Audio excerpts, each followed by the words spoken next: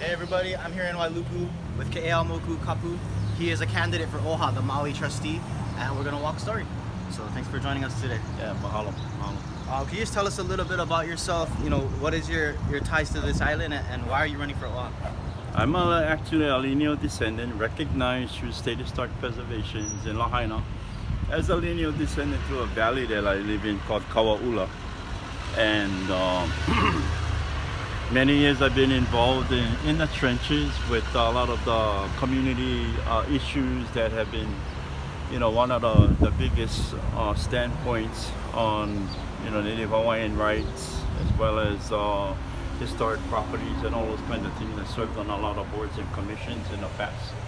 I have over, I would say, 18 years experience of sitting on boards and commissions.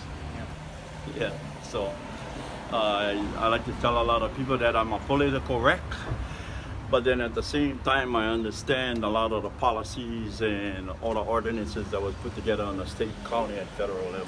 So that's the reason why I threw my name in the hat to run as a trustee for the Maui position of the Office of Hawaiian Affairs.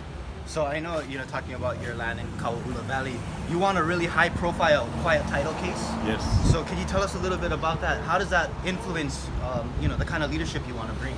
Well, it kind of brings the question pertaining to what title is all about, especially for Native Hawaiians when you're talking about land commission awards, royal patents, and how the now new regime of the government had placed everything in a TMK or a tax map key. So my stronghold is pertaining to our litigations in the past with West Maui Land Company. I've been able to pursue my endeavors for 17 years in the Second Circuit Court and finally recognized through the judge to determine the case through a jury trial, which I won 100% of the property, whereas Makila Land Company owns 0. So that kind of escalated into a very iconic period in Native Hawaiian rights and land rights when it comes to title. So I always tell everybody out there that everybody's required to get title insurance, but title insurance is fraudulent.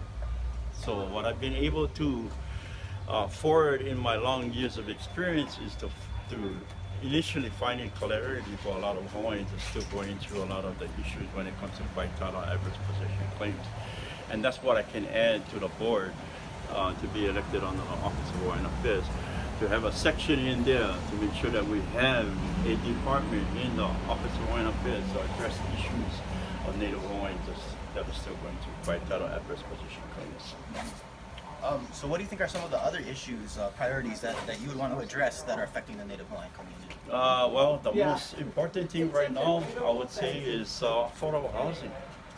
And I don't think a lot of people really understand that when it comes to Native Hawaiians, the Department of Hawaiian Homelands provides homes for Native Hawaiians of a liquid measurement of 50%. So the Department of Hawaiian Homelands get monies from the federal government. But like for the Hawaiians that have less than 50% or 49%, fall under a different category where they're not required, or they don't even have any venue to allow them an opportunity to own homes under DHHL because of the liquid measurement of 49%. So that's why I feel that OHA, being it's a state quasi-entity, should be the developer for Native Hawaiians of lesser than 49% to provide homes, affordable homes, true affordable homes for Native Hawaiians. So, yeah. So in the past, it's something that I've heard in conversation. So in the past, people who are non-Native Hawaiian, they couldn't vote for OHA. And I've heard people say that if you're not Hawaiian, you should at least be super educated. And other people say they should reverse that and it should be just Hawaiians to vote for OHA seats. What do you say to people who are non-Native Hawaiian but want to contribute, vote for somebody who's good? Well, it all started when it was the Rice versus Cayetano case, where the Supreme Court made a determination that it's unconstitutional, that everybody should be allowed to vote. So my message out there to the non-Hawaiian community is that,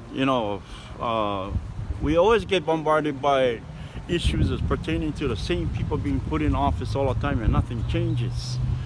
And the whole reason is because a lot of the non-Hawaiians feel that they shouldn't be voting in the issues of Native Hawaiians, that they should stay out.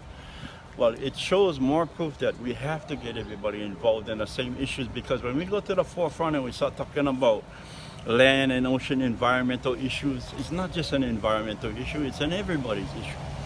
So for the Native Hawaiians, of the 49% less as well as the 50% less, I think this is the way we can kind of intermingle the fabric of how Hawaii should coexist with Hawaiians and non-Hawaiians, to step to the forefront, to put people that they feel would be competent enough to take on the challenges that exist in the county, state, and the federal level. So I feel now at this point that the non-Hawaiians should be involved, especially people who love it here, especially people starting to see the drastic changes in our environment, the way we live, our customs are changing, our traditions and all those things. They play an important part. They're a part of us. A lot of them feel that they ain't, but I feel that they are a part of us, they're a part of the politics, and they can be the solution to help us get things forward. All right, we're here at the end of Market Street, so thank you for joining us today, K.L. Moku. Thank you.